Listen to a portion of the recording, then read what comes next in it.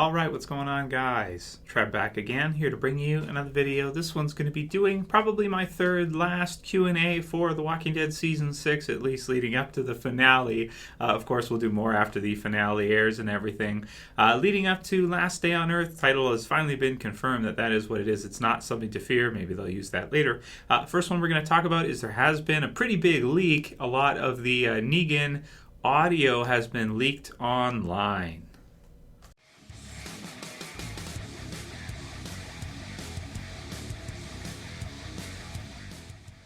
So I'll put the link in the description to that. I believe it's through SoundCloud. I've had about 100 people send it to me and ask me, Trev, what do you think? Oh my goodness, it's Negan's audio party. What do you think? I listened to it and everything. I hate to disappoint, guys, but right now it's like 2 days until the finale actually premieres. I am just like, at this time, it's like, I don't want to do that. I don't want to spoil it for myself right now. I want to wait and see it, in the first time. Aside from the promos and stuff that they've officially released, I want to see the actual, entrance of Negan by itself so I can do my fresh reaction for you guys, legitimately and not have heard the audio prior. So it's up to you if you guys want to go ahead and listen to it yourselves. I think it's about 10 minutes long from what people have been telling me. So I'll put the link there for you. If AMC, gets wind of it, they may take it down, that kind of deal, because of course they don't want people to listen to it. Leaks are not on purpose, guys. Some people think, well, sometimes companies could leak stuff on purpose, but for the most part, from what I've seen, my experience with AMC at least, most of the time they don't leak stuff on purpose. I mean, it's a lot of times it's accidents or things like that, or people that are involved that get their hands on something and put it out there. They don't really like leaks usually. I know HBO with Game of Thrones, they personally contacted me and let me know they do not like leaks. So when episodes get leaked, they get pissed. So because it's their stuff and they want people to watch it on their channel or their network the first time, of course. So check it out if you guys want to listen to it. I'm steering clear for now. So sorry, guys, I can't do my review or give my thoughts on it because I want to wait until the finale itself airs. We're so close now. I'm just going to hold off for a couple days and see the finale live myself. You can do what you want to do. That's your call. If you want to listen to the leaked audio, that's your deal. Go ahead if that's what you want. I personally am like, we're this close now. If it was over a summer wait, sure, I would listen to it, that kind of deal. But we're only a couple days away, so I'm just going to hold off for now. And we'll do a quick Q&A for today. I wanted to include that in there because so many people had asked for it, just to, just keep you guys in the loop and keep you updated with where I'm at. Those types of spoilers, I try to stay away from. First, other question for today is from Cygarniczka, and he says, Trev, I think it is crucial for our community to talk about Carl in East episode. He was inspecting a handgun, presumably looted from the Savior compound, which had a baseball bat with a barbed wire carved on its handle. So what do you think is basically what he's asking. So they did mention that also on Talking Dead as well. Chris Hardwick had mentioned that they did have that. And so my interpretation of it, or what I think about it, is basically that Negan's people worship him. He is like a god to them, or he is like a superhuman to them. Aside from the fact that he's tough as nails and, in a fist fight, he could do very well probably against any of his men, if not beat almost any of them. He's very smart, he's very crafty, and he is a very strong leader in that different kind of way from Rick, even though Rick recently has kind of done a lot of things that would be similar to what Negan would do. And actually, in some ways, I feel like Negan maybe is more lenient than Rick, where Rick is kind of very governor-esque to say, we're going to kill them all, kill them all. Negan actually, he kind of more views people as opportunities, maybe similar to Morgan in some ways, but for his own selfish gain, to work for him. So he's not going to just annihilate the whole group right off the bat from what we would think of from the comic book series version of Negan. But at the same time, he wants to keep them in line, and he wants them to do their job for him, basically. He's the boss, so to speak. So people do worship him. So he's the pinnacle. He's the top of the pyramid. So people look up to him, and they maybe think about him and put pictures of what he's done on the wall beside him when they're sleeping, which is weird, and carve Lucille into their gun. I guess they're really into it, and they're willing to cover for him, even if it means death. Even when a gun's pretty much pointed to their head, or they're surrounded, they know they have got no chance. They still will say what they need to say in order to protect him. But in a lot of ways, he has saved them kind of from the zombie apocalypse world. They don't have to worry too much about other groups for the most part. I mean, this is the first time with Rick's group they've met a group where they're they're facing somebody who really just doesn't give a shit and is going to kill them anyway. But other people, like the people from the Hilltop or maybe even the Kingdom, communities like this, if they know who Negan is and they know what's going on, they're not going to just kill anybody, right? Next one's from NATEHERMAN Productions, and he says, Trev, I just read All Out War Part 2 from the comics, and he says, holy shit, and that's almost near the end there. It's the top, your top right, my top left. And he says, how do you think they will handle all the bloodshed and just freaking awesome storyline in season 7? Thanks, Trev.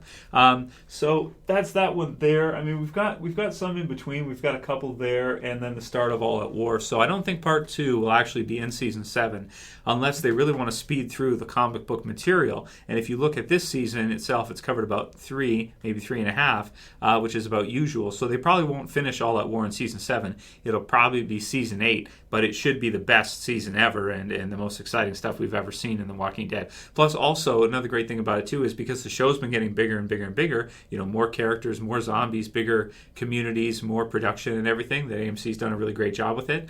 They'll be able to do All Out War a lot more justice now than they did with Woodbury and the prison earlier on in season 3, because in season 3, you look at it, like, the groups are pretty small. Woodbury actually had a lot more people in it than the prison did. The prison group was pretty small time, so it didn't feel quite as big as the comic book series in some ways because you had smaller groups.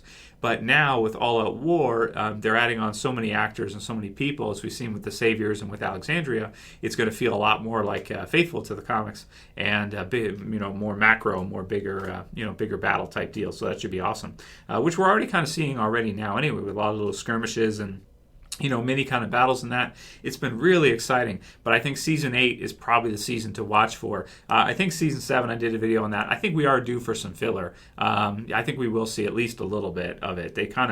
It's almost like they kind of have to, otherwise they're burning through the content too quickly, and they may have to worry about possibly catching up unless they plan to use the 2-year time skip in the comic book series as actual seasons, maybe one year per season or something. We'll see. Next one's from Radical Zed, and he says, hey Trev, my question is, are you planning on reviewing The Walking Dead Volume 25 since it's released now? Also, I was wondering if you can do more of the Walking Dead comic discussion videos like you used to do after season 6 is done while waiting for season 7. Thanks, man. Keep up the awesome work. So, wanted to add that one in there too. Yes, now that The Walking Dead season 6 is coming to an end, I will be reviewing Volume 25. I've reviewed every volume of The Walking Dead, includes every issue of the comic book series. In the channel, you have reviews for every single one from Volume 1 up to the most recent one, which I've reviewed the individual issues, but I will be reviewing the volume itself once I get it. In Canada, it's a little bit delayed. It's not released yet in Canada. It needs about another week or two, I believe, and the release date comes up, and, I'll be reviewing it within the next couple weeks for you guys, for sure, as a volume, because it's a great story arc, and, as continuing on, I'm probably going to review The Walking Dead straight through, all the way through until it eventually ends, unless it outlives me, which might even be possible at this point. You've got Batman and Superman and stuff like that's been going on in DC for how many years? Like since the 40s, if you count other companies that were amalgamated into DC, in the 50s, 60s, and 70s and that. So it may actually, The Walking Dead could potentially outlive all of us, which would be crazy to see releases for it way down the line even. That'd be nuts. But Kirkman would have to give up control of it to somebody else to do that, to write it and everything, and I don't know if he's willing to do that. We'll see. At least not yet. But yes, I will be doing that, and part of it is just because we're talking about and I do videos based on what you guys want to see. If I notice that you guys aren't really so into the comic book series, then I kind of throttle back with the comic book series reviews a little bit, which has been the case the last couple of years or so. And more kind of in the TV series, but I'm open to change. I've been reading Invincible recently, Kirkman's other series, and I'm looking forward to doing some reviews of that, at least one or two, because series is incredible as well too. Next one's from Mr. Xenomorph123, and he says, hey Trev, do you think it's possible Daryl might kill Dwight and take over the Saviors himself after Negan is overruled, or if Negan is defeated in the TV series version? He might be able to turn a new leaf in their ways, I think. So I really wanted to include this one. I really hope that Daryl does defeat Dwight, so to speak, sooner or later, even though Dwight has got the upper hand right now. I really hope that Daryl is able to kind of make a comeback there and, eventually kill Dwight. Maybe not right now, maybe in season 8 or late season 7 or something, but I would really like to see that. That said, I don't know if it's going to happen because the guests for Talking Dead for the finale are Norman Reedus, Scott Gimple, and Robert Kirkman. So Those are the three, unless they have a surprise one that they haven't mentioned and a fourth, which they don't usually do.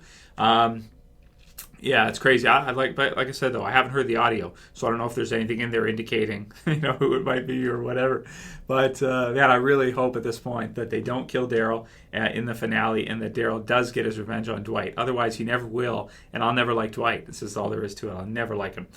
Probably not. Anyway, next one's from Henry, and he says, we'll do like a couple more. He says, hey Trev, what if they just shocked us and have Negan kill Rick? From Henry.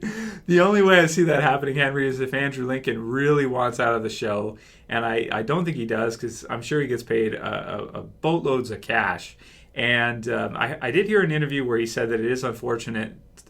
I'm paraphrasing, this is what he said basically, is that it's unfortunate that he can't kind of do different projects now, because he basically has Walking Dead and then his family, which he has to be a dad too, right? And a husband. So between that and that, he doesn't really have much time to do anything else. Some of the other characters in the show, like Norman Reedus, they may be able to do 999 and other projects and stuff like that. But Rick Grimes, Andrew Lincoln, he's in the show more than anybody else in the long run. So it's pretty much impossible for him to do so. So that's the only way I would see that happening. And I don't think it would serve the story either, because I think Rick is supposed to be kind of, based on the comic book series version, he's like our ultimate zombie apocalypse character. He's like, the pinnacle, the best zombie apocalypse character there is ever created between the comics and the TV series and everything he's been through in the story. It doesn't mean he has to be your favorite. You can like Daryl more, you can like another character more in the comic book series maybe, or Michonne or whoever, Glenn or whoever.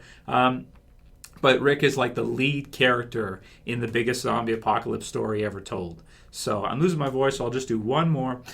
Last one's from Rick Shalfot, and he says, hey Trev, who do you think is or was the biggest moral compass? Then he lists off Dale, Herschel, Morgan, or Father Gabriel. I think Herschel was, because he made Rick believe that there could be peace between the prison and the governor's group when the governor attacked the prison for the second time. Now, you put your weapons, you put down your weapons, walk through these gates, you're one of us. It says a lot about how Herschel influenced Rick, but I'd like to hear what you think. Keep up the great work. And I think he's asking this because of the recent comment from Morgan, where Morgan basically echoes what Rick had said in that confrontation in Too Far Gone back in season 4.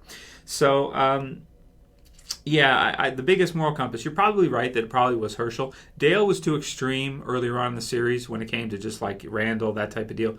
Dale, I really like the confrontation between Dale and Shane where, Shane basically tells him, you're going to have to shoot me type of deal. And Dale kind of realizes that this is the world that we live in now. And the person that I am, and I can't change, it's like an old dog, new tricks type deal, even though older people can for sure change. But as you get more set in your ways over time, it becomes more and more difficult to change things that are, very important to you. And Dale he's got, the philosophy in there. I like his quote about the watch and time, and that was used for titles later on. He's just, he was so extreme, but he was probably the strongest in terms of like the most strictest with regards to it. Herschel would be next, but then of course, Morgan and Father Gabriel afterwards, a bit. But I think you're right. I think the biggest one would have been Herschel or Dale, depending on how you want to kind of qualify biggest. Strictest, Dale. Biggest overall in terms of series, Herschel. So yeah, that'll be it for today's Q&A, guys. Keep sending me your questions for tomorrow or the next day. Please keep your views on the leaked audio to yourself, at least for me, because I don't want it to be ruined, and I know a lot of viewers will share my thoughts that it's only a couple days now. Mine as well wait. So please keep it to yourself if there's any spoilers in there or anything. I haven't gotten anything ruined for me yet, so in terms of deaths or anything, so that's cool. I just want it to kind of stay that way. Hopefully, man, because it kind of hurts my experience as a viewer and as a fan if major character deaths like that are not speculated but are straight out spoiled. Big difference between the two. If you guys liked this video today, as usual, you can thumb it up below. If you want to help support the channel, you can share, you can favorite. And if you're new and you want to subscribe, you can subscribe at the bottom left. That's it for today's. See you guys again tomorrow. As always, it's Trev, saying peace. See you guys.